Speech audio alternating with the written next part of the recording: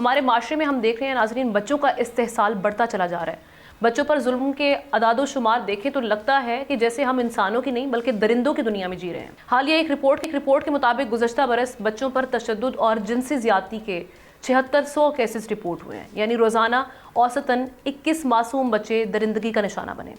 یہ سٹیٹس کسی بھی مہذب معاشرے کے منہ پر ایک تماچا ہیں۔ رپورٹ میں بتایا گیا کہ جنسی زیادتی میں سزا کی شرح صرف 1% رہی ہے۔ اغوا جیسے سنگین جرم میں سزا کی شرح 0.2% رہی اور کم عمری کی شادی پر سزا کا گراف 0 پر دکھائی دیتا ہے۔ پنجاب 6100 کیسز کے ساتھ سر فہرست ہے۔ پختونخوا میں 1102 کیسز رپورٹ ہوئے، سندھ میں 354 اور بلوچستان کی اگر ہم بات کریں وہاں صرف 69 کیسز سامنے آئے۔ لیکن یہ کم تعداد جرم کی کمی نہیں، رپورٹنگ کی ناکامی کی علامت ہے۔